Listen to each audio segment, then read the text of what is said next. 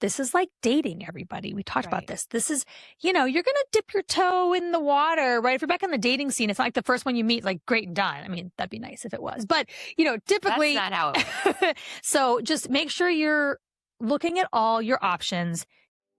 Do you have a brilliant product idea, but don't know where to start to get it made? Or are you looking to level up your product, but afraid to take it overseas? If so, you're in the right place. Hi, I'm Jackie. And I'm Erin, and we are the Sourcing Gals, your trusted guides to everything you need to know about sourcing, manufacturing, and scaling your product overseas. Whether you are just starting out or you've been making your own product for a while, we are here to help women source products overseas without the overwhelm. In each episode, we'll share insider tips, actionable strategies, and inspiring stories to help you source more effectively, save time, and boost your profits. Duh! We know how hard it can be to juggle the ins and outs of product development, but don't worry, we've got your back.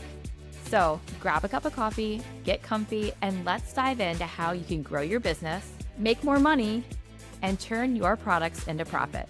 Welcome to the Sourcing Gals. Now let's get started. High five. Hi.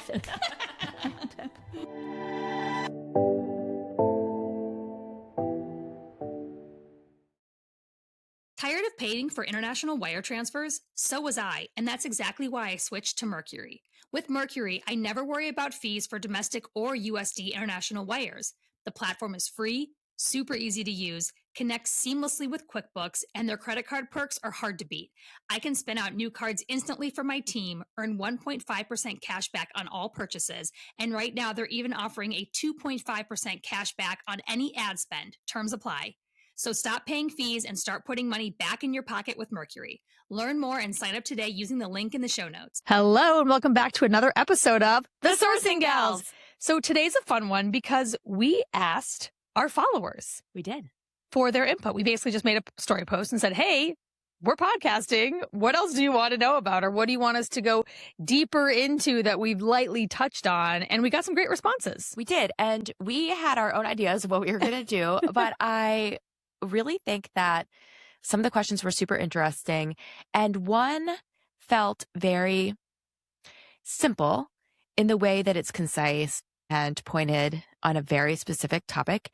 And it's something we talk about quite a lot, but we've never talked about kind of in isolation. Yeah. So I'm excited to address it. So say what it is. Spill the tea. All right. So I believe it was Angela's comment. She asked, how do you negotiate minimums, MOQs, and FOB? So I think it's interesting she asked both because they're very tied to each other and the negotiation tactics for one affects the other. Yeah.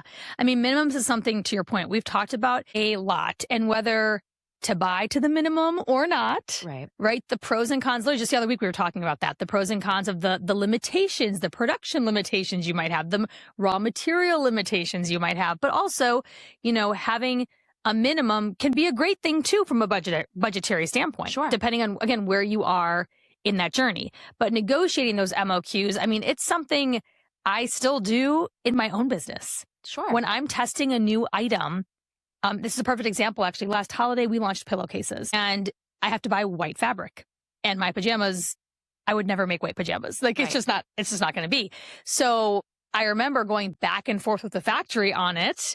And I will tell you that it is an MOQ that they were willing to give me. They let me cut my fabric MOQ in half. Typically, I have to buy 500 yards per color. They let me cut it in half, but man, I paid for it. Yes. But for me, I was willing to pay more, roll that in my cost of goods. It was a new item anyways. I didn't really have a set retail yet that I was having to compete against, if that makes sense. I had never set the item before. So I made it work-ish within my margin. And I'm glad because guess what? Pillowcases weren't as big of a hit as I thought. But instead, what I've done with that white fabric, we're adding piping to our pajamas. So all the piping, my button-down style, that's all using my quote-unquote pillowcase leftover fabric. Okay. And it's enough to actually get me through my next order that I have impending up. Will you use that white with a print as well? You cannot use it because it's already been dyed. So to do a print I asked all the questions. I'm like, are you sure you can't just try it? They're like, no, it's not possible. So because of the chemicals being used in the dye process, you can't print on top of it. So when I actually print, I need to have undyed grays. Yeah. So anyways, my point is that was one where it made sense for me, and fiscally I could make the math work through my retail because it was a new item. So, I mean, that's just like an MOQ live in action right there. Right. And so you brought up something interesting, and what I was going to kind of outline before we jump into each one of those things individually is that they're tied together, and your strategy for if you want to buy a very small amount is going to need to be different than when you are at scale. And we talk about that quite often. So when we get into how to negotiate an MOQ down, I'm assuming we're talking about negotiating it down. Yes. That we're going to kind of tie it to why you would want to do that and why you wouldn't want to do that, the pros and cons of doing so. So let's jump in. What was the first thing you would say to a vendor if they came back and said, our MOQ is 1,000 pieces, and you had a little jump scare? A little gut check. I would always come back and say, will you do less if I'm willing to pay more? Like, are you able to break it down that way? Or if it's 1,000 mint MOQ, is that by color? Right. Is that like, I will usually drill down a couple different ways, to be honest. Like, one is going to be, can I break multiple colors within that? This is going to be a lot of different things I could come back with depending on the program and what I'm trying to achieve at the end of the day. I might also say, can I cut half of it? And will you sit on the other half as fabric rolls? Mm-hmm. So I'll pay for all the fabric, which, as you know, cost of goods, your fabric, your raw materials, one piece, your fully landed, cut, sewn, finished good is a whole different cost, right? So I have also used this as a tactic with my own business. I'll go to the 500-yard minimum of fabric, and I'll pay my vendor for my $6, $7, $9 a yard fabric, but I'm not going to pay them for my $20 finished goods for all of it. I'm only going to cut half of it, right? So these are the vendor questions I'd go back with, again, depending on what I'm trying to achieve. Can it be broke down by color? Can I pay more if I did, in fact, order less? And if so, how would that look? And or are you willing to sit on some fabric for me and only have me cut half of it or a portion? So you brought up something interesting, which is dividing up by color. And that leads me to talking about something important that maybe not everybody knows, which is the MOQ. I'm going to use air quotes. The MOQ of a finished good is actually the combination of many different minimums. You likely have a minimum on your fabric. Correct. You likely have a minimum on your colors. You have a minimum on trims. You have a minimum on what your factory is actually willing to run through their production line. So I think getting to the bottom of which one of those things is driving that minimum. So if the vendor came and said, okay, the minimum order quantity for this tote bag is 1,000 pieces, I would say, is that the minimum for the fabric, or is that your factory's, cut make production minimum? And that goes back to like, if we bought the fabric at 100, 1,000 yards or what have you, could we make less? So, but if they said, no, that's actually the minimum per color, you're like, wow, we're in a different ballgame here. Yeah, find a different supply. I mean, truly, that might lead you to find a different supplier or ask for different fabric. Correct. So yes, we had a minimum for a certain canvas, and it's because it was a made to order weight.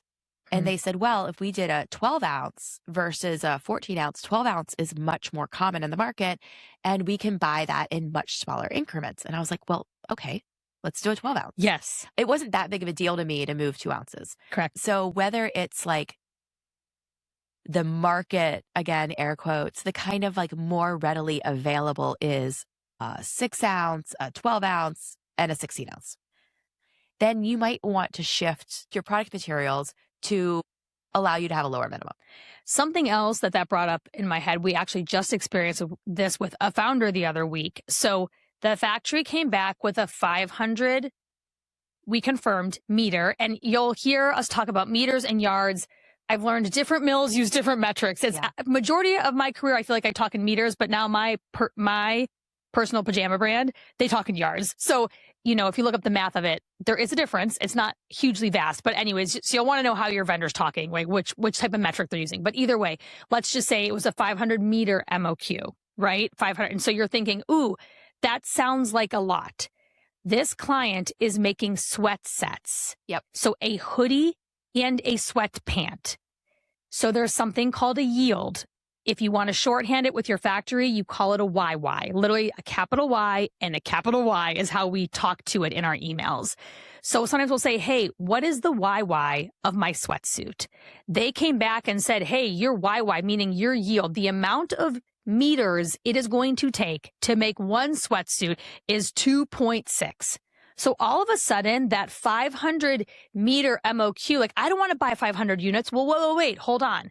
We're talking about a fabric minimum. When you actually cut and sew it, you're only going to make about 200 sweat sets. And all of a sudden it's like, oh yeah, that feels better, right? Yeah. So when you think about MOQ, as Erin said, sometimes it's units, sometimes it's fabric and meters or yards. And so then what's important to know is how much consumption your item takes against that potential raw material MOQ.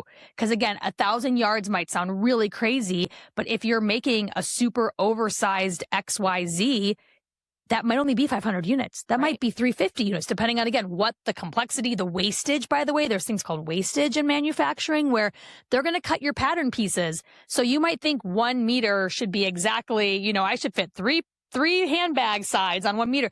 They have to place pattern pieces, which they do actually technology-wise. They have amazing systems now that will literally CAD the pattern pieces and make it be like the most efficient and effective.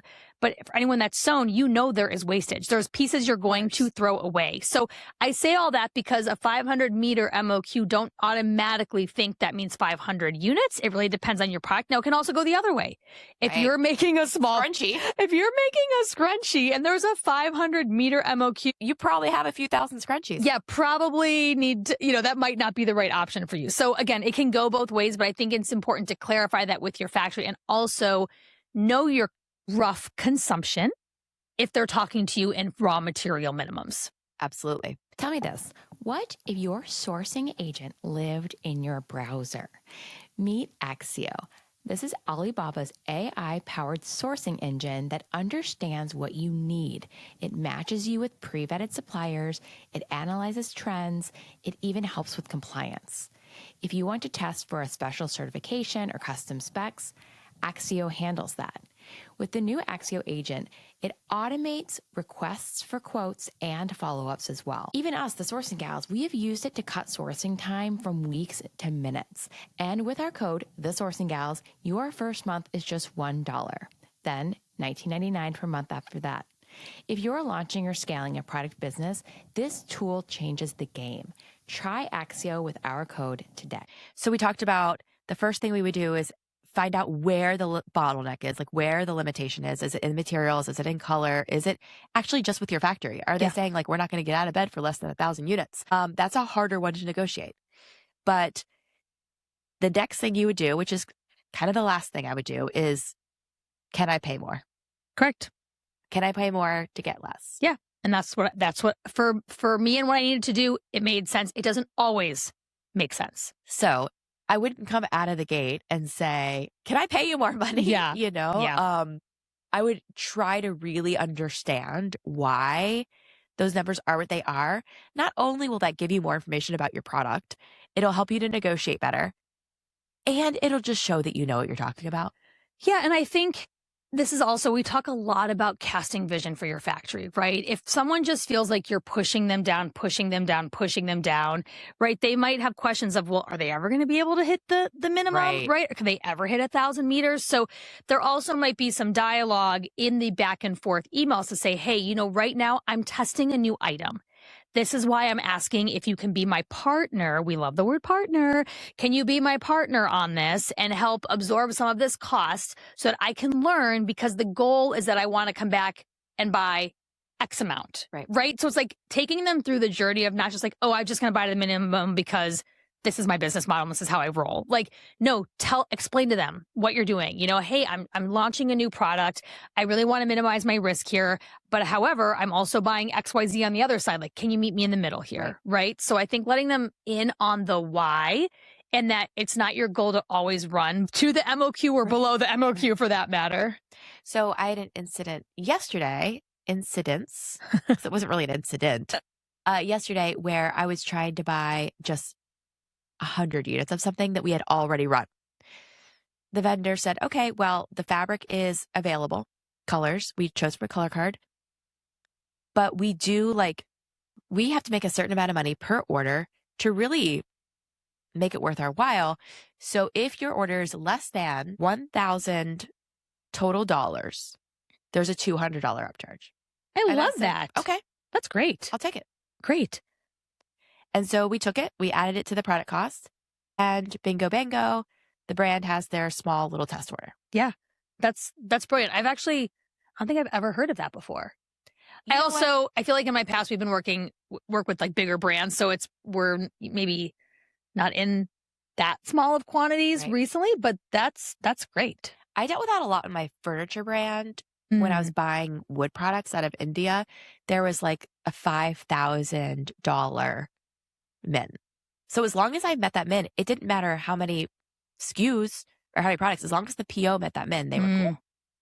So that's another kind of way that you can go about it. Like, if we had multiple products together, or if we had multiple colors, or if we did a pant with the shirt, like what? Yeah. I think the negotiation, there are many different levers to pull, just knowing that it is okay to ask those questions. No factory owner is going to be like shocked that you ask can I divide that amongst 4 colors? Yeah. The other thing I would say though, too, is if the MOQ, if there's not flexibility, if it's not making sense for your business, and if you're not in a super innovative raw material, right? Innovative raw materials, I think, is really where you hit the hardest MOQs because they have to customize it for you, right? So if you are doing a canvas or a fleece quality or a tee quality, something again that is widely available, this is where we would say cross cost. Yes. Find multiple vendors. I mean, we're going to Magic in literally a few weeks here, and I'm always shocked in the best of ways when I walk by these vendor booths and I'm like, oh my gosh, they're going to do 50 units for somebody? Like, how amazing is that? So low MOQ vendors also do exist. Yes, you're going to pay a little bit more. They've obviously figured out their model, right? Different than trying to have a big volume factory come down and meet you in the beginning, right? So just know that don't feel pigeonholed to just the one vendor you've been talking with if this MOQ becomes kind of a sticking point. Like if it's really not getting you to where you need to be. So you just said, like, yes, you can get some vendors. We're talking to one this week that was a 50 unit MOQ. You're going to pay a little more for it. My next thing is like, you will not be able to, and check me if you think I'm wrong here. Okay. I don't think there's a world where you're negotiating both down. What do you mean both? The FOB and the MOQ. The price and the... Yeah. Got it. If you're like, I'm going to need less and to pay less, they're going to be like, no. Yeah, I definitely say like pick your battles, right? Just like in life with my kids. It's like, what battle do I want to fight today with my boys, right? So yeah, I think what is most important for your business, and if you are buying to such a low minimum, hopefully your total investment isn't going to put you in a financial distress. Of course. And hopefully it's for a short-term purpose. Exactly. So if you are saying, oh, I only need 100 units of this thing, it should be to test, to get feedback from your customer base and your demographic, to make other decisions, and then to place a larger order. Correct. And I will also say on the flip side, if your business model is that you only want to buy hundreds, and that is the model, because you're happy with that, and maybe it's just, again, you're like a churn and burn type of person, then you need to find a vendor who does that. And your price structure needs to account for that. 100%. We talk to people a lot about, okay, the cost at 100 is not what it's going to be at 1,000 or 2,000 or 5,000. So if your goal is going big box and getting to 5,000, we're going to do that math with the 5,000 number. Yep. But for now, for the testing, if you're not wholesaling the test, if you're not, again, if you're using it more as like a learning opportunity, it's okay that your margins aren't great because it's a short-term situation you're in here. But like you said, if you're in fast fashion and you're just always going to be buying 50s or 100s, and that is your business model, your margin better work out. Correct. And know that, there's going to be high lows. Like even again, now in my business, I'm placing very large fabric commits, and it's amazing. And it's so exciting because QVC just placed another order with me, and it's like, wow, this is all exciting. But I'm also still, by the way, like my white fabric, I'm now actually thinking about it. My leftover pillowcase fabric I was talking about, QVC just this morning upped my order, which is awesome. But my yield of my leftover white fabric only got me to the previous quantities they gave me. So now I'm like, oh, shit, I got to go buy like more. 10 more yards of white fabric. Yes. No, not 10. But, I mean, probably like 100, maybe 20 or 30, and my MOQ is 500. So now I'm thinking in my head, okay, I need to go back to the vendor now, literally. And the cool part is I'm giving them 10,000 meters in a different buy. So I'm going to try to negotiate. I'm going to try and negotiate down because last time I'll tell you, I paid double almost to cut my units in half, which is not great math. And you're like, why, Jackie? Again, I was able to do it for that specific item, but now that it's rolling into a different item that's going to mass retail where margin actually matters a lot more, like I'm going to go play some hardball here and just say, hey, be my partner here, right? Like be my partner. I'm giving you obviously see we're growing. Yes, we're growing. I'm giving you a crap ton of quantity on the one side. Like, give me a break on my color MLQ for this one specific SKU. So anyways, that's just like a real that literally came in hot this morning for me. And I'm like, oh shit, now I got to go back and, I can't afford what I was paying the last time when it was just a separate item. But again, now I have some negotiating power, right? Like I'm able to give them something more and still ask for partnership on something less. Absolutely. As you grow. Now let's flip that a little bit and think about if your goal is just to negotiate the FOB. FOB is freight on board. It's the cost that the vendor would quote, the factory would quote with no shipping, no freight to you. I should say it that way. If that's your goal, then you have a lot of levers to pull in that situation as well. You can say, what is the cost at various quantities? I want it at 100, 500, 1,000, 2,000, 5,000, what have you. Yeah. So if we flip that over and you just want to negotiate FOB, then my first, really similar to the MOQ, my first question is going to be like, where is the bottleneck? What piece or part of what I'm making is driving this cost? Is it your fabric? Mm-hmm. Is it the way that you're constructing it is very expensive? It's either one or the other. A trim, maybe. It could be down to the order of operations that like you maybe dictated. I need to have, we're looking at that tote bag yesterday, right? Yep. And the bottom had the retail inspo had a specific construction, and it was raising the cost significantly because they didn't have the right machinery to do it. So, right. So they ended up saying, let's change the bottom construction, which really wasn't one of the non-negotiables we talk about. Yeah. And it was fine. It was fine, but like that was a cost savings and actually like a production limitation, even to be honest, but some factories, if you say you want this exact thing, they will quote you that exact thing, even if it's not efficient for them. So sometimes you have to coach them on, hey, I'm open to making some changes that will help reduce my price. Right. Please tell me where, again, is it the fabric? But a lot of times it can actually be in the cut make itself, the way in which they're putting it together, the way in which they're sewing it. That is the issue, especially if you maybe sent them your own pattern and you gave them a very specific proto or retail inspo. And so they're going to copy paste because that's what you told them to do. Right. So asking, what did I ask for that is driving this price? They'll give you an answer. And you can say, okay, well, I'm open to changing that, or no, I'm not okay to change that.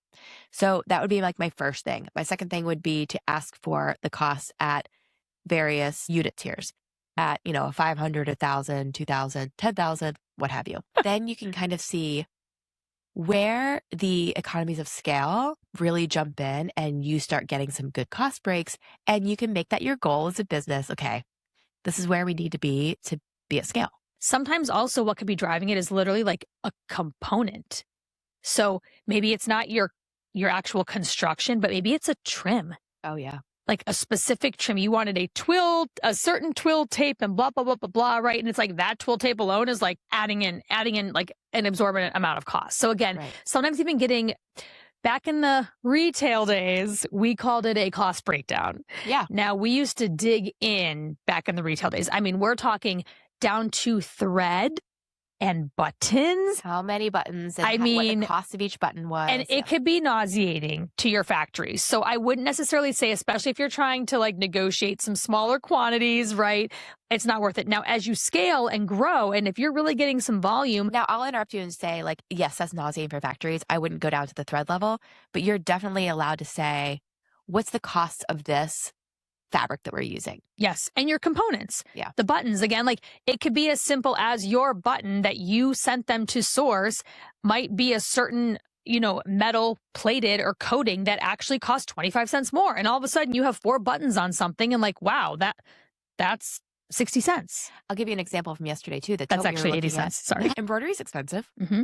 And so I will probably ask them the cost of that embroidery apart from the bag, just in case they want to change it. They bulk at that cost. Yep. Just in case there is some cost resistance. And we know that actually this embroidery is costing $1. Yeah. If we want to remove it or reduce it by half, we can reduce it by 50 cents. Yeah. So I think cost breakdowns on a higher level is totally valid. Like I said, you don't need to dig down to like the thread level, but I do think if you have components to your product, it is good to know how much is your cut make, how much is your fabric, and how much are your trims costing you.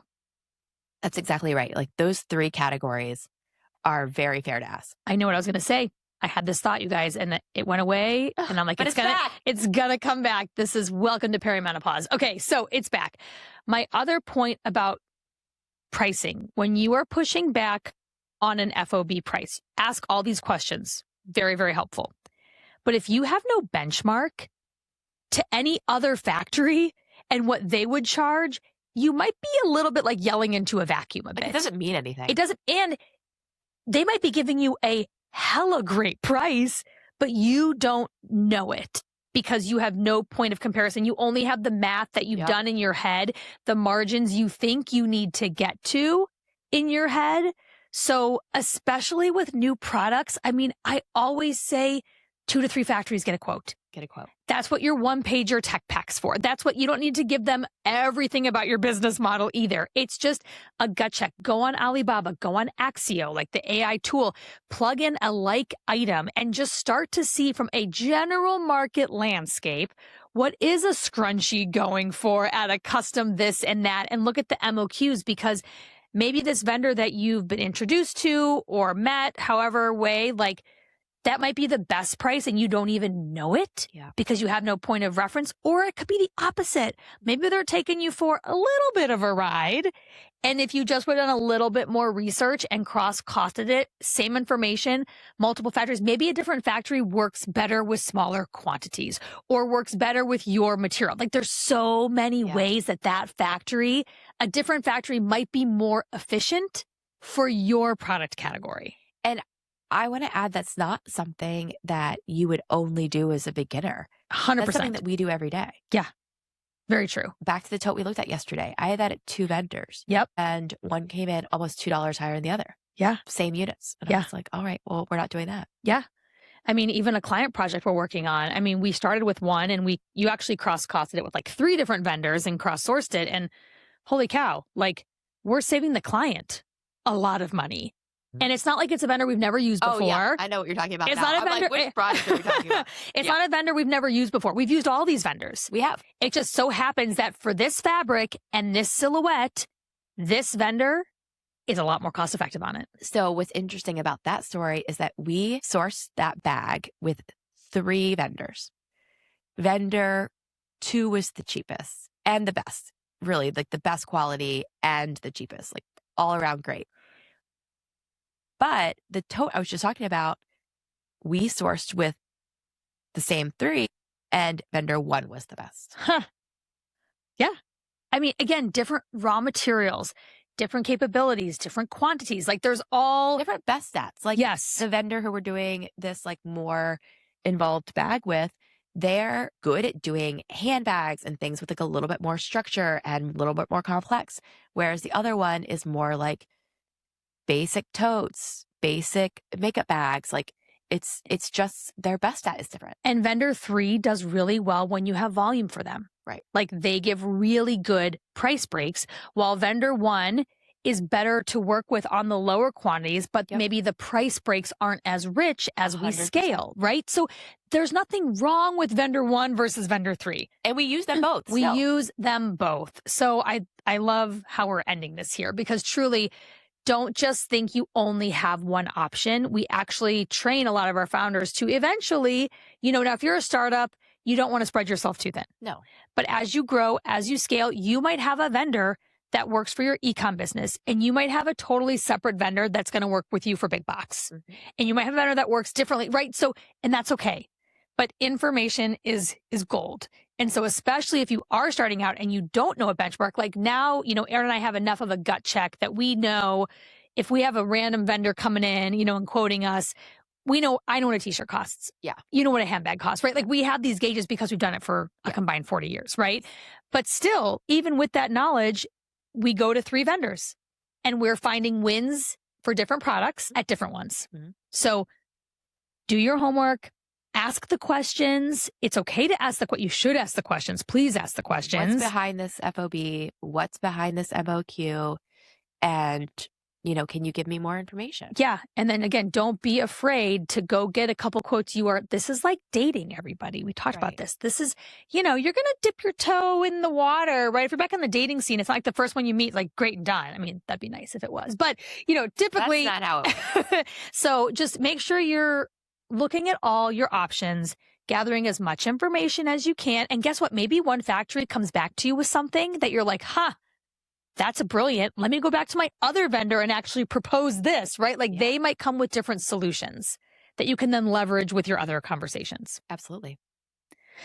I hope that's been helpful. Yeah, this was fun. This was like a lot of real life things that we literally are doing every day in our emails with our factories. And 2 things that seem so seemingly simple, but when you get those emails and they're not what you expect, like, what are you supposed to say back? Yeah. We just told you. So we hope this has, again, been a helpful pod. We've gone kind of deep in the details, but we continue, we want to hear from you. So shoot us a DM, send us emails at hello@thesourcinggals.